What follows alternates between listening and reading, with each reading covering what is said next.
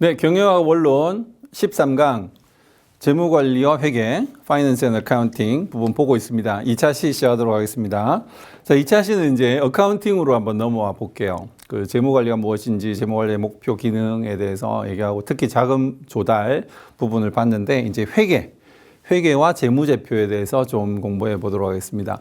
이게 한 개 차시로 공부하기에 너무 이제 사실 내용이 많고 크거든요.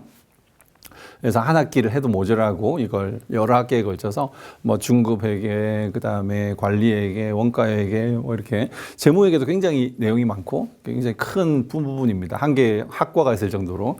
자, 그럼 짧게 한번 해보려니까 핵심 내용만 좀 하게 되는데 여러분들 관심이 있으신 학생들은 이제 전공 수업들 좀 깊이 있게 잘 들어보시면 좋을 것 같습니다. 자, 회계는 기업의 재무 상태를 명확하게 이해하고 또 중요한 정보를 제공해 주는 역할을 갖고 있어요. 회계라는 게 정의에 나와 있는 것처럼 기업의 재무 거래를 기록하고 요약하고 분석하고 보고하는 겁니다.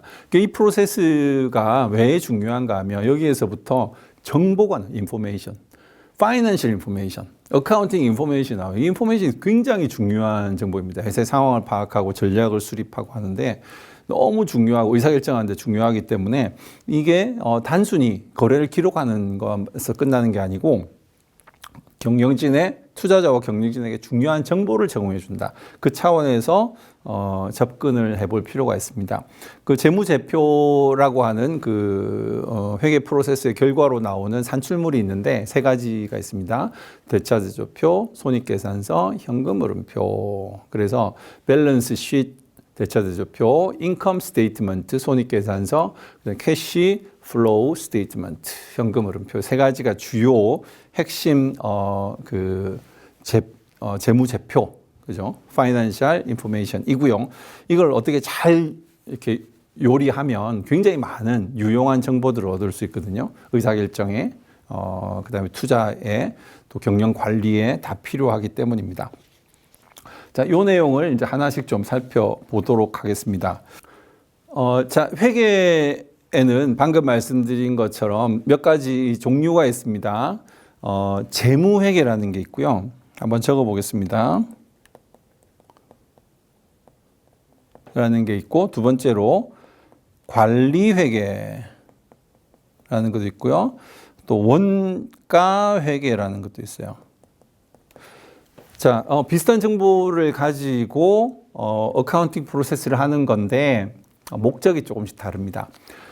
재무회계가 방금 말씀드렸던 어떤 모든 재무 거래, 파이낸셜, 그죠? 그런 기업 활동하면서 생기는 돈이 들어오고 매출이 발생하고 돈이 들어오고 비용이 발생하고 하는 수익이 발생하고 이 모든 거래들이죠. 그 거래들을 다 총합해서 기록하다 보면 이게 나온다 그랬죠. 대차대조표, 손익계산서, 현금흐름 나오는 이 회계를 재무회계라고 하는 겁니다. 재무회계. 이 재무회계는 재무제표 이걸 만들어서 보고를 하게 돼 있어요. 뭐 중간에 한번 하기도 하고 연간에 아니면 연말에 하기도 하는데 이 재무제표를 그 회계사라 그러죠. 회계법인 회계사, 어카운턴트들한테 감사, 오디팅을 받고 그 오디팅 받은 결과를 보고를 하게 됐습니다. 누구에게? 투자자들. 그리고 일반 사회에 다 우리 회사 사정이 이렇다. 얼마큼 돈을 벌었고 자산 상태가 어떻고 부채가 어떻고 다 보여줘야 되는 거예요. 그거 이제 법으로 정해져 있습니다. 그 기준이 되는 회계가 바로 재무회계가 되겠죠. 자, 관리회계라는 건 어떤 거냐면 이건 내부 정보를 위한 거예요. 그죠? 재무회계하고 동일한 데이터를 쓰긴 하는데 경영진이 의사결정을 내릴 수 있도록 하는 보고서를 만드는 그런 회계 프로세스입니다. 예산을 한다든지 아까 재무 관리할 때 버제팅을 한다든지, 그죠? 포캐스팅 한다든지, 또는 재무 분석을 할 때 수치들이 필요하죠. 재무회계 자료를 가지고 하기도 하지만 관리자 입장에서 더 다가가기 좋은 정보들을 만드는 게 이제 관리회계입니다. 그 다음에 이제 원가회계는 제품 생산과 관련된 모든 비용, 그죠? 제품을 만드는 거, 제품과 서비스를 만드는 비용이 들어가잖아요, 그죠? 그것들을 아주 디테일하게 분석을 해서 이 제품 가격을 결정하는데 그 원가 내용을 상세히 알 수 있도록 분석하고 추적하고 계산하는 것. 이제 원가 회계라고 합니다. 이것도 내부 정보죠. 실제로 공장을 돌리고 제품 생산하고 하는데 정말 필요한 정보를 수집하기 위해서 원가 개념에서 회계하는 것, 어카운팅.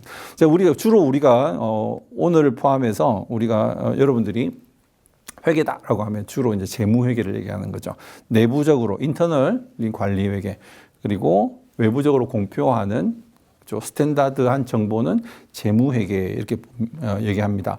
자, 이 재무회계를 내부적으로도 쓰지만 사실은 외부에 우리 회사 사정을 알리는 정보잖아요. 굉장히 중요한 정보라고 하는 거죠. 근데 이게 내 마음대로 이렇게 막 쓴다든지 매출을 부풀린다든지 뭐 손실을 줄인다든지 이렇게 할 수도 있잖아요. 부정적으로. 그걸 못하도록 외부 회계사들이 회계법인에서 감사를 해서 이게 적정한지 아닌지를 판단을 합니다. 그리고 그걸 만드는 과정, 작성하는 과정에서도 굉장히 뭐라고 할까요? 강한 확실한 기준들이 있어요. 그걸 우리는 회계 기준이라고 하죠. 회계 기준. International Financial Reporting Standards라고 IFRS라고 부릅니다. 한국은 이제 이걸 IFRS라고 해서 2011년부터 이걸 적용해서 회계 재무제표들을 작성하도록 회계 프로세스를 하도록 기준을 마련하고 있어요. 이 절차를 따르지 않으면 회계 감사를 통과할 수가 없습니다. 모든 거래 기록, 분석 이런 것들이 다 재무제표를 만드는 기준이 이 IFRS 기준을 맞추어서 해야 된다는 거죠. 자, 이게 국제 기준이에요. 전 세계 한 140개 국가에서 이 IFRS를 채택하고 있습니다. 이 KIFRS는 뭐냐면 한국에 조금 이제 어떤 비즈니스를 할 때, 기업 활동을 할 때 좀 특이한 부분이 있죠, 그죠? 그런 법적, 제도적 한국의 특이성을 반영한 부분이 있어요. 그래서 조금 다르기 때문에 KIFRS인데 기본적으로 IFRS와 똑같은 겁니다. 이게 관련성 있는, 그죠? 이 회사의 재무 정보와 상관없는 것들이 나오면 안 되니까 관련성이 당연히 있어야 되고, 그 다음에 이 내용은 신뢰성이 있어야 되고, 일관성이 있어야 되고, 비교 가능해야 돼. 왜냐하면 다른 회사들하고 비교할 수 있어야 되고, 그 다음에 다른 시기적으로도 작년, 재작년, 그죠? 그 다음에 올해 이렇게 해마다 바뀌는 게 아니고 이 기준에 따라서 하면은 이게 성장하고 있는지, 뭐 디클라인 하는지 이런 것들을 볼 수 있도록 시기적으로 다른 회사와 비교할 수 있도록 하는 그 비교 기준이 되는 거죠. 그러니까 이런 특징을 가지고 프린시플, 원리 중심으로 만들어진 이 가이드라인이 IFRS입니다. GAAP라는 게 있어요. 이게 Generally Accepted Accounting Principle이라고 하는데 이거는 이제 미국만 쓰는 겁니다. 미국만 쓰는 방식이고 여기는 훨씬 더 룰이 좀 디테일하게 되어 있어요. 이게 do's and don'ts가 명확한 거죠. 그러니까 여기는 좀 원리 중심이고 이건 되게 상세한 방식이다. 룰 베이스, 규칙 중심이다. 그렇게 얘기를 합니다. 자, 우리나라는 여기 IFRS를 채택하고 있다. 자, 그렇게 이해를 하시면 되겠습니다. 자, 그러면 회계 프로세스를 한번 살펴보면서 재무제표가 어떻게 만들어지는지 그 전체 프로세스를 한번 쭉 훑어보겠습니다. 빠른 속도로. 자, 회계 과정이라고 하는데 어카운팅 프로세스죠. 데이터를 수집, 기록, 분류, 요약, 보고, 그죠? 여기까지가 회계 프로세스예요. 그걸 분석까지 하면 이제 재무적인 접근이 들어가는 겁니다. 분석에서 기업이 어떻다 하고 우리가 판단할 수 있는 거죠. 그 정보들을 이용해서 이게 전체 프로세스이고요. 실제 분석할 때는 좀 이따가 이제 사례도 한번 연습도 해보겠지만 비율 분석, 레이시오라고 하죠. 비율 분석 또는 트렌드 분석 이런 걸 통해서 이 회사가 재무적으로 건전한지, solvency, 그 다음에 성과는 어떤지, efficient하게 잘 운영하고 있는지 그런 것들을 이 그 회계 정보를 베이스로 해서 바탕으로 해서 우리가 판단할 수 있는 겁니다. 자, 회계 과정 이 단계별로 된 걸 그림으로 다시 한번 보여드리자면 자, 이런 거죠. correct, record, classify, summarize, report, analysis. 우리가 방금 아까 그 회계 과정이라고 한 거 쭉 내용을 간단하게 설명과 함께 이렇게 프로세스를 보여드리고 있습니다. 자, 첫 번째 단계가 일단 콜렉트 하는 거예요. 콜렉트. 정보를 수집하는 거죠. 모든 거래를 수집합니다. 거래는 발생하죠. 물건을 판다든지 아니면 자산을 산다든지 돈을 빌려 온다든지 뭐 등등등, 그죠? 주식을 발행한다든지 이 모든 게 다 이제 거래예요. 회사에 돈이 들어오고 나오고 자산의 위치가 올랐다 내려갔다, 부채가 올랐다 내려갔다, 자본이 올랐다 하는 거지, 그죠? 이 모든 것들을 거래를 다 콜렉트합니다. 콜렉트 다 모으는 거야, 그지? 증빙들을 모으는 거지. 증빙들을 모으고 그걸 어떻게 기록하는 겁니다. 매일매일 데일리하게 일어난 모든 거래를 트랜잭션이죠. 그것들을 다 모아서 기록하는 겁니다. 이게 이제 한국은 IFRS 기준에 따라서 복식부기, 더블 엔트리 북키핑이라고 하는데 복식부기를 하는 거죠. 자, 이 콜렉트하고 레코드하는 방식, 복식부기의 방식이 어떤 거냐면은 자, 다시 한번 그림을 그려보겠습니다. 자, 이렇게 되겠죠, 그죠? 자산. 파란색으로 해볼게요. 자, 자산이 있고, 그 다음에 여기에 부채가 있겠죠, 그죠? 부채가 있고, 자본이 있어요. 자, 그렇죠? 자, 그러면 자, 자산이 늘어나는 쪽이고요. 여기는 부채가 늘어나는 쪽이고, 늘어나는 쪽입니다. 이쪽을 우리는 차변이라고 하고, 차변, 이쪽을 대변이라고 해요, 그죠? 자, 이 차변과 대변의 거래가 계속 왔다 갔다 하는 거죠. 반대 거래가 어떤 거냐면, 여기 이제 회계 원리에서 여러분 잘 배우시겠지만, 자산이 감소하는 쪽이 대변 쪽이에요. 자, 부채가 감소하는 쪽이 차변 쪽이겠죠. 자본이 감소하는 쪽이 또 차변입니다.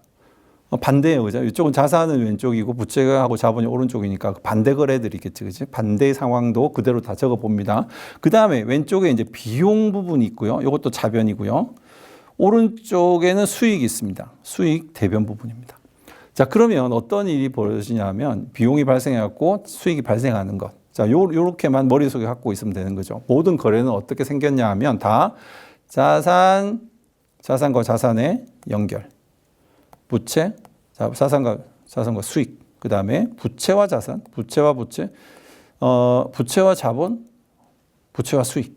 자본과 자산, 자본과 부채, 자본과 자본, 자본과 수익.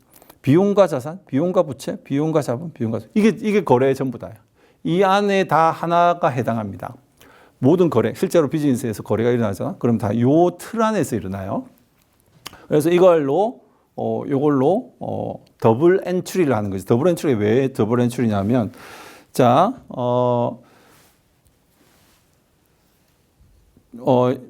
우리가 책상을 샀다. 만약에 자 100만 원짜리 책상을 샀다. 그러면 어떻게 될까요? 100만 원짜리 책상을 사면 책상이라고 하는 자산이 증가합니다. 자산 증가. 100만 원. 근데 살 때 뭘 줬어? 현금을 줬잖아, 그지? 현금. 이것도 자산이죠, 그죠? 자산이 줄어드는 거지. 그지? 자산이 늘어나고 자산이 줄어드는 거래를 한 겁니다. 그러면 요 차변에만 쓰는 게 아니고 대변에도 쓴다는 거지. 그래서 이게 더블 엔트리예요. 양쪽으로 다 써서 쓴다는 거죠. 그리고 이거 자산과 부채는 나중에는 그 차변과 대변은 다 결국 이퀄이 되게 돼 있거든. 이퀄이 안 되면 뭔가 잘못한가. 그러니까 이퀄 되면 오케이. 모든 거래가 제대로 다 좋겠구나라고 판단할 수 있는 거죠. 자, 그래서 이렇게 모든 거래를 다 일일이 적어가지고 하면은 이 자산의 부채에 해당하는 자본에 해당하는 그 어카운트 계정들이 있어요. 그 계정별로 쭉 다시 정리를 합니다. 계정별로. 그렇지? 뭐 인벤토리, 매출이면 매출, 매입이면 매입 해가지고 쭉 다 클래스파이 해봅니다. 근데 그러고 나서 그걸 한 개 큰 그 계정에다 다 모으면은 어떻게 되냐면 서머라이즈하면 시산표라고 하는데 이게 차변과 대변이 맞는지가 이게 결론이 나와요. 그 테스트 액큐러시죠. 오케이, 시산표에서 모든 게 다 잘 맞아. 그럼 오케이, 됐어. 그럼 이제 마무리 작업에 들어간 겁니다. 이걸로 리포트를 만든 게 리포트가 뭐였어요? 파이낸셜 스테이트먼트, 아까 말한 대차 대조표. 손익계산서, 현금 흐름표. 자, 이걸 작성하는 겁니다. 그러고 나서 그걸 발표하죠. 그러면 거기에 나와 있는 정보, 믿을 수 있는 정보를 바탕으로 이 회사를 분석을 하는 거죠. 자, 요게 이제 회계 프로세스입니다. 자세한 내용, 이 시산표를 어떻게 작성하고 총 계정을 어떻게 다 클래시파이하고 리포트를 어떻게 만드는지 이건 실제로 여러분들이 회계 원리 공부하면서 손으로 다 해보실 수 있어요. 실제로 해보시기를 바라고요. 분계, 그죠? 이게 다 거래를 이렇게 기록하는 것과 그다음에 이 시산표와 최종 스테이트먼트를 만드는 부분이 스스로 한번 해보시면 재미있을 거로 생각이 됩니다. 자, 그러면 구체적인 재무제표의 유형을 한번 보도록 하죠. 자, 재무제표는 크게 뭐가 있다 그랬어요, 아까? 대차대조표, 밸런스 시트, 두 번째 손익계산서, 인컴 스테이트먼트, 세 번째 현금 흐름표, 캐시 플로우 스테이트먼트. 세 가지가 메인입니다. 대차대조표는 방금 말씀드린 대로 자산과 부채와 자본, 그죠? assets, liabilities and equity로 구성이 되어 있습니다. assets, liabilities, equity. 자, 이렇게 구성이 되어 있습니다. 자, 자산, 부채, 자본은 어떻게 됐다고요? 오른쪽 두 개 대변을 합치면 차변, 자산이 되는 거죠. A는 L 플러스 E, A는 L 플러스 E라는 이 두 개는 결국 이퀄이 될 수밖에 없는 그런 구조, 더블 엔트리 부킹 시스템이 되겠습니다. 그래서 현재 얼굴에 빌린 돈이 얼마고 내 돈이 얼마고 그걸 다 합쳤더니 우리가 비즈니스 하는데 쓰는 자산은 이것이다 라고 하는 현황을 보여주는 거고요. 자, 그 다음에 이제 특정 기간 동안 수익과 비용이 다 만들어지겠죠. 요거를 쭉 이렇게 정리를 해서 우리가 얼만큼 팔았고 얼만큼 비용이 들어가서 얼마 남았다. 우리가 비즈니스 원리 처음에 할 때 나왔던 기본 원리입니다. 그게 인컴 스테이트먼트라고 하고요. 좀 상세 내용 좀 이따 볼게요. 그 다음에 운영과 투자와 재무 활동에 따라서 좀 물건을 팔거나 아니면 건물을 사거나 아니면 어디에 재무적으로 투자를 하거나 이자를 받거나 뭐 이러면서 현금이 왔다 갔다 해요.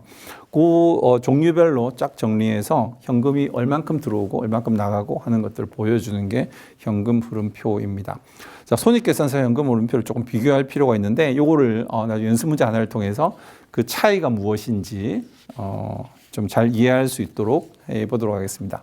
자, 그러면 실제 대차대조표와 손익계산서와 현금 흐름표의 사례를 보면서 어떤 계정, 어카운트들이 있는지를 한번 살펴보도록 하죠. 자, 이게 교과서에도 나와 있는 예시입니다. 밸런스 시트, 그죠? 대차대조표가 되어 있는 거죠. 연말에 다 정리해서 그 1년의 거래를 쫙 정리하고 회계 프로세스를 통해서 시산표를 통해서 결국 테스트하고 오케이 됐으면 이제 이런 스테이트먼트 나오는 거죠. 자, current assets이라는 건 유동 자산을 얘기합니다. fixed하고 조금 차이가 나죠. 이거 고정 자산이라고 하는데 non-current라고도 부르고요, fixed라고 부릅니다. 두 번째 항목으로 있는 fixed와 비교되는 것입니다. 요거는 내가 갖고 있는 자산 asset인데 이게 당장 현금화되기 어려운 것이 있고 금방 현금으로 만들 수 있는 그런 게 있어요. 그죠? 이게 리퀴디티라고도 부르는데 이게 되게 이제 물 같은 거지. 금방 현금이 되는 부분들을 current asset이라고 하고요. fixed는 non-current, 그러니까 좀 장기적으로 픽스되어 있는 그런 자산을 얘기합니다. 어떤 내용인지 한번 볼게요. 캐시, 당연히 현금에 해당하는 부분이고요. 현금성 자산이죠. 그 다음에 마케터블 시큐리티는 단기 금융 상품입니다. 이거 금방 주식 같은 건 팔면은 금방 현금이 되죠, 그죠? 그런 식으로 금방 현금화할 수 있는 그런 금융 상품들이고요. 어카운트 리시버블이라는 게 이제 외상 매출입니다. 팔았어요. 팔았으면 이게 자산이 된 거예요. 팔면. 그런데 아직 돈은 안 들어온 거죠. 매출 채권이라고 부르는 겁니다. AR이라고 부르는 AR 매출 채권이라고 부릅니다. 매출 채권이라고도 부르는 거죠. 자, 그 다음에 상품 재고 자산, merchantable inventory. 우리 인벤토리 보고한다 그랬잖아. 그 고객에게 빨리빨리 배송하기 위해서 또는 시즌 겨울에 에어컨을 보관해야지 재고를 갖고 있어야 여름에 많은 수요를 다 감당할 수 있죠. 그런 식의 이제 인벤토리가 필요한 겁니다. 토탈이 나오고 그죠? 이게 커런트의 토탈이 나오고 픽스드는 땅이라든지 아니면 빌딩이라든지 또는 이퀴프먼트 차량 그죠? 그다음에 가구나 비품 뭐 이런 것들이 있겠죠. 이런 것들은 당장 현금으로 전환하기 조금 어려운 고정되어 있는 것들입니다. 물론 현금화시킬 수 있지만 시간이 좀 더 걸리고 어렵다는 거죠. 자, 이런 것들은 어떤 특징이 있냐면 감가상각이라는 게 있어요. 감가상각, 디프리시에이션이라고 합니다. 이게 우리가 빌딩이다, 그 다음에 차량이다 이런 것들은 점점 노후화되는 거죠. 산소이 노후화됩니다. 그래서 점점 빠져서 요게 우리의 현재 가치가 아니고 이게 현재 가치다. 좀 마이너스를 해야 된다. 마이너스를 해야 된다는 거죠. 이런 것들을 이 자산에다 반영을 합니다. 그 외에 이제 굿윌 같은 영업권을 얘기하는 거죠. 우리가 갖고 있는 어떤 비즈니스의 어떤 권리 이런 거예요. 만약에 비즈니스를 누가 판다면 이 정도는 받아야 된다라는 그런 가치죠. 우리의 영업권이라고 봅니다. 이건 눈에 보이는 자산이 아니에요. 그래서 이걸 intangible asset이라고 부릅니다. 자, 자산 파트고 오른쪽 여기 A, L, E에서 자, 이쪽이 아까 방금 앞에 장표고 이제 요 두 개가 오른쪽 파트를 구성하고 있습니다.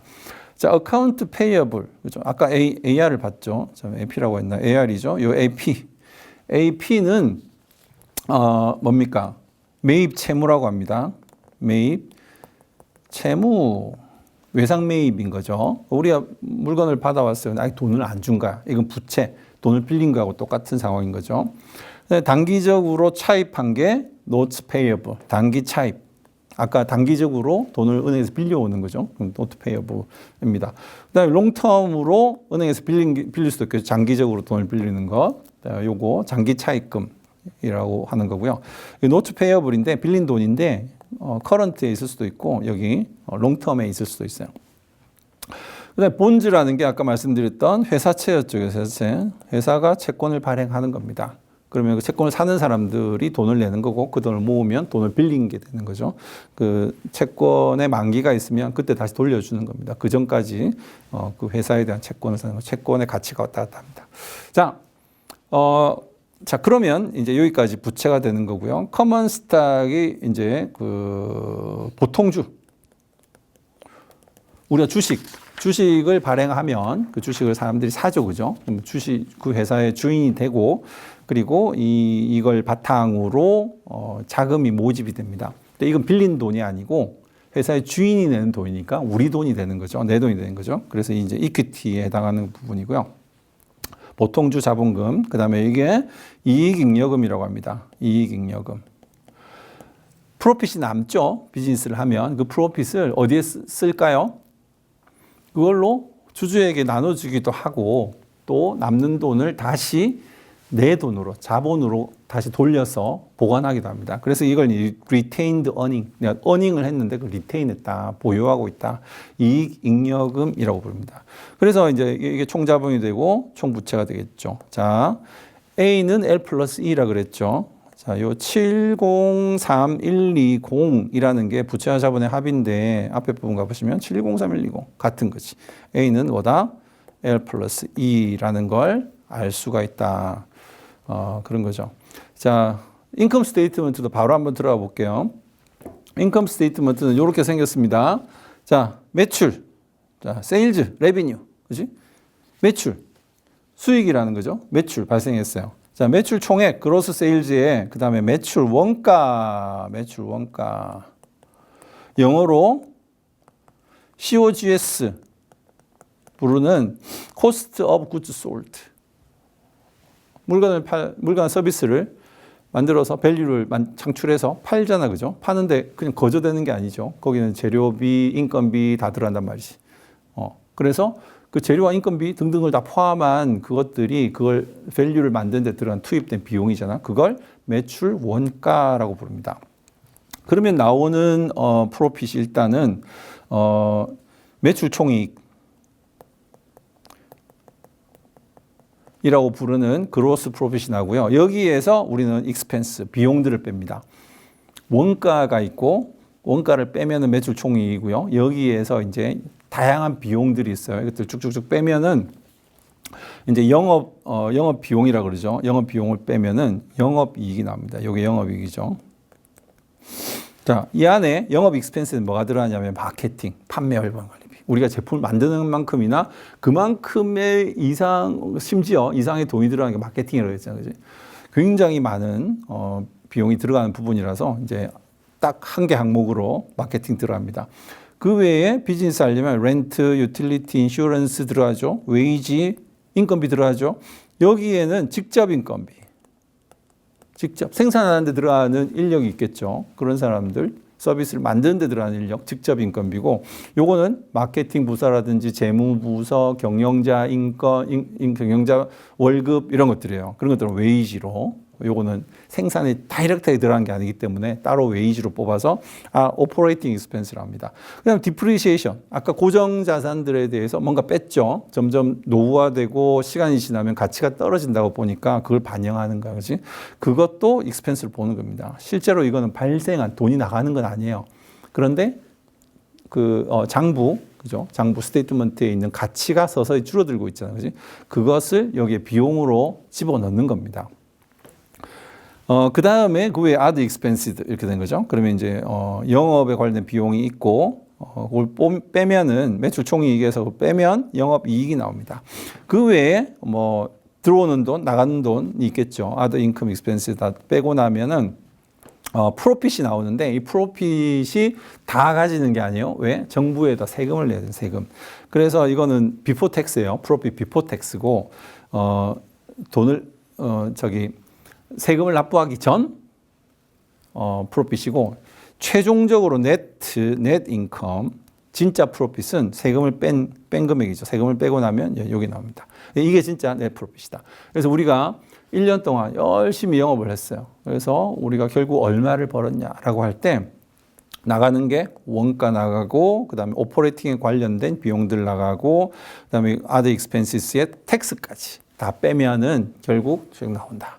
우리가 처음에 첫 강의에서는 간단하게 수익, 매출에서 비용을 빼면은 프로핏이 나온다. 그렇게 했는데 이걸 이제 상세하게 쭉 펼쳐놓고 보면 이제 이런 인컴 스테이트먼트가 나오게 되는 거죠. 자, 그 다음이 이제 캐시 플로우입니다. 캐시 플로우. 자, 여기까지 하고 잠깐 쉴게요.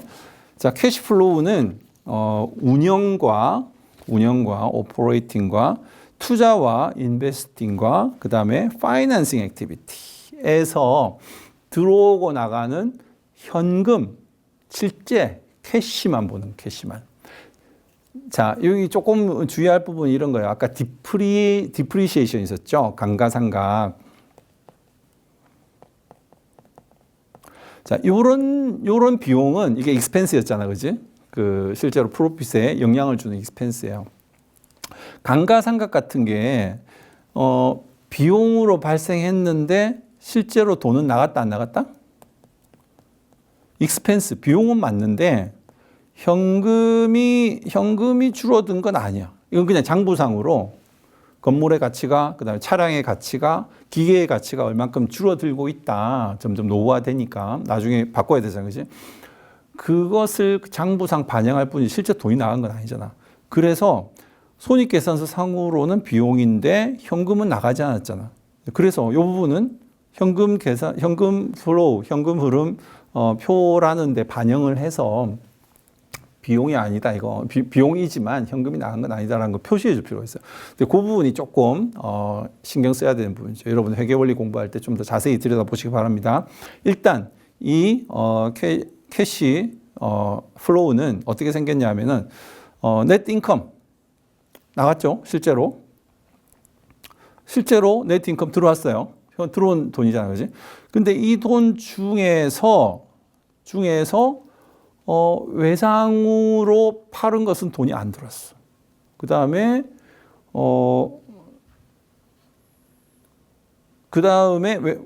외상으로 사온 것은 돈이 나가지 않았어요. 그 다음에 외상으로 판 것은 매출은 발생했지만 돈은 들어오지 않았어요. 그런 것들 조정을 해줘야 되는 겁니다. 그래서 increased in account payable이라는 건 나갈 돈인데 안 나간 것들이 있어요. 그 다음에 어카운트 리시버블인데, 이건 들어온 돈인데 사실은 안 들어온 거야. 자, 그런 것들을 반영을 하는 거죠. 그래서 이게, 어카운트 페이어블 줄 돈인데 안 주었으니까, 요거는, 나간 돈이 아니라는 거지. 표시하고, 요거는 또, 어카운트 리시버 받을 돈인데 아직 안 받은 거야. 그지? 그런 것도 여기서 실제 현금상의 흐름은 아니기 때문에 반영을 해줘야 되는 겁니다. 손익계산상으로는 9만인데 실제로 현금은 요렇다는 것이. 그죠? 실제로 현금은 우리가 덜 나간 거야. 덜 나간 거야. 그지? 요렇게, 요런, 넷 캐시가 보유되고 있다. 왜냐하면 줬어야 되는데 아직 안 준 돈이 있기 때문에. 그런 것과 받아야 되는데 아직 안 받은 것. 그 두 개를 비교를 해서 실제 현금은 얼마냐. 수익이 중요한 게 아니고 실제 현금이 얼마냐. 그걸 보여주는, 반영해 주는 거죠. 그죠? 자, 땅을 샀어. 돈이, 플로우가, 팔았어. 그럼 돈이 들어온 거죠. 그 다음에 기계를 샀어. 그럼 돈이 나가겠죠. 굉장히 심플하고요. 그 다음에 주식을 발행하면 돈이 들어오고요. 배당을 하면 돈이 나갑니다. 자, 그래서 요게 이제 파이낸스, 재무적인, 그다음에 투자에 관련된, 그리고 영업 활동에 관련된, 들어오고 나가고. 이제 기준은 영업 활동 같은 경우는 넷 인컴. 그죠? 이거였죠. 넷 인컴. 그 이익 중심으로 하는데 이익이 실제로 현금으로 발생했냐 안 했냐를 조금 조정해 주는 겁니다. 나갈 돈인데 아직 안 나간 거. 들어올 돈인데 아직 안 들어온 거. 그런 것들을 반영해서 실제 현금이 얼마인지를 눈에 보여주는 거지. 우리가 속을 수 있잖아. 그지? 프로핏이 이만큼 발생했네? 그런데 알고 보니까 다 외상으로 해서 돈이 아직 하나도 안 들어왔어. 그러면 그건 허울 뿐인 거죠. 실제로 현금은 굉장히 부족할 수 있잖아, 회사에. 그런 것들을 여기서 반영해 주는 겁니다. 그래서 increase in cash, 그 다음에 캐시 밸런스 비기닝. 그래서 at the end, 마지막 이 기간에 마지막 캐시가 어떤지, 우리가 현금 상황이 어떤지를 한눈에 볼 수 있도록, 넷 인컴에서 좀 조정해 주는 것. 그런 게 현금 흐름표, 그죠? Statement of Cash Flow다. 요거를 알아놓으시면 되겠습니다. 자, 그러면 이제 일단 여기서 2차 시를 마무리하고요. 3차 시에는 손익계산서와 현금흐름표 사이에 아까 감가상각 부분이 있었고 ARAP 부분이 있었죠. 요걸 조금 이제 연습 문제를 통해서 한 번 더 이해하고 그 다음 경영 분석 단계 3차 시에서 좀 더 상세히 들여다보도록 하겠습니다. 네, 수고하셨습니다.